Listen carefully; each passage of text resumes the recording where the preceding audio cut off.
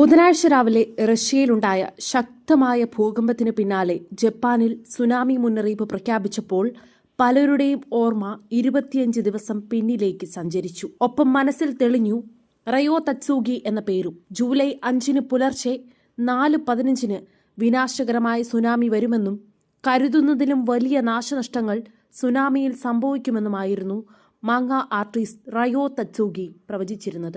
സ്വപ്നത്തിൽ തനിക്കുണ്ടായ അപകട മുന്നറിയിപ്പാണ് അവർ പങ്കുവച്ചത്. പ്രവചനങ്ങൾ മുൻപും കൃത്യമായി ഫലിച്ചിരുന്നതോടെ ജനം ഭയപ്പാടിലായി. തത്സുഗിയുടെ പ്രവചനത്തിന് പ്രാധാന്യം ലഭിക്കാൻ മറ്റൊരു കാരണം കൂടി ഉണ്ടായിരുന്നു. ജൂണിൽ പതിവിലുമധികം ഭൂകമ്പങ്ങൾ ജപ്പാനിൽ ഉണ്ടായിരുന്നു. 2 ആഴ്ചക്കിടെ 1000-ലധികം ഭൂകമ്പങ്ങൾ.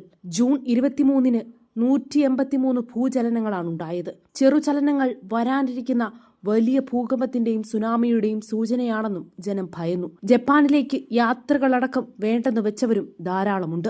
ജൂലൈ 5-ന് അപകടമൊന്നും സംഭവിച്ചില്ലെന്ന ആശ്വാസത്തിൽ തത്സുഗിയുടെ പ്രവചനം മറന്നു തുടങ്ങിയപ്പോഴാണ് ഇന്ന് ഭൂകമ്പവും പിന്നാലെ സുനാമിയും എത്തിയത്. 8.8 തീവ്രത രേഖപ്പെടുത്തിയ ഭൂകമ്പം റഷ്യയിലെ കാംചത്ക ഉപദ്വീപിനെ പിടിച്ചുകുലുക്കി. പിന്നീടുണ്ടായ സുനാമി റഷ്യയിലെ തുറമുഖ നഗരമായ കുറിൽസ്കിൽ വലിയ നാശനഷ്ടമുണ്ടാക്കി.